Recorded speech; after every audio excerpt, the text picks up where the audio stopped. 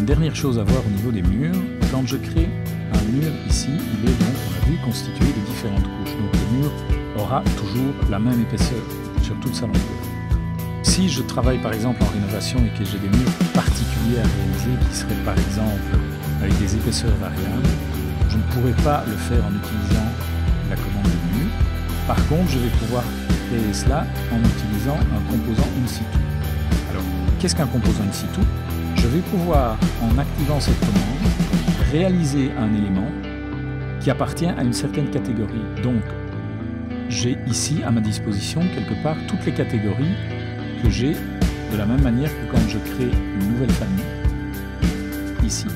Si ce n'est que, comme je suis dans le projet, j'ai également la possibilité de réaliser une famille système et donc je pourrais très bien réaliser un mur.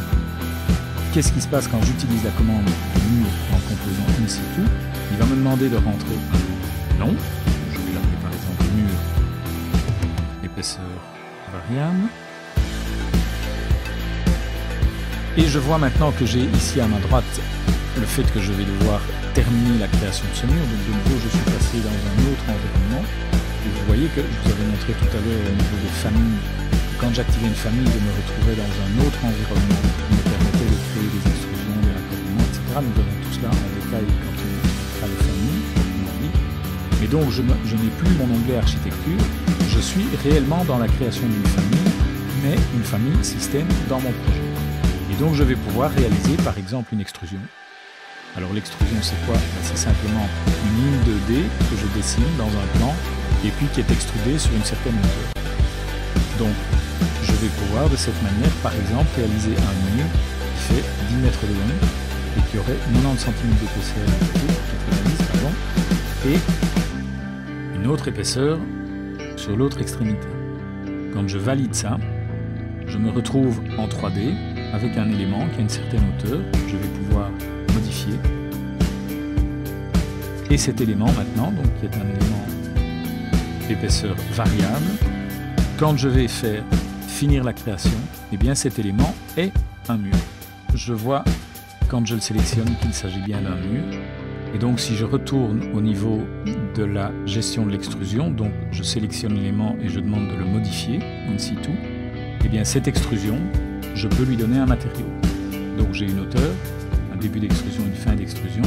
On voit ici aussi que je ne suis pas dépendant des niveaux, sauf le niveau qui constitue le plan de construction, mais sinon par rapport à ce plan de construction, je donne une hauteur bien définie, donc c'est vrai qu'un mur de ce type-là aura des contraintes plus compliquées à gérer qu'un mur classique.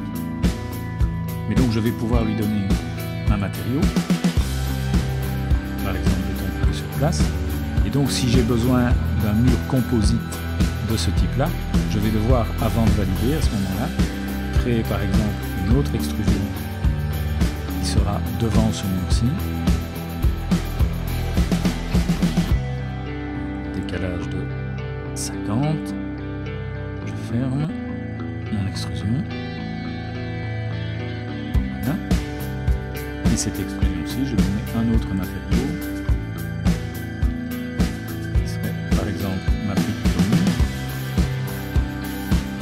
Voilà, alors la hachure qui est là peut paraître bizarre, mais en fait c'est une hachure vue.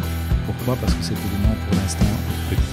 Il est là, donc je vois la surface de la hachure, donc je peux à ce moment-là venir ici, sélectionner ceci et étendre le mur jusqu'à là. Voilà. Et à ce moment-là j'ai bien un mur composite qui a été créé en 2 extrusions et qui se comportera sinon comme un mur. Donc je vais pouvoir y insérer des portes, etc. C'est réellement un objet mur, mais créé in situ.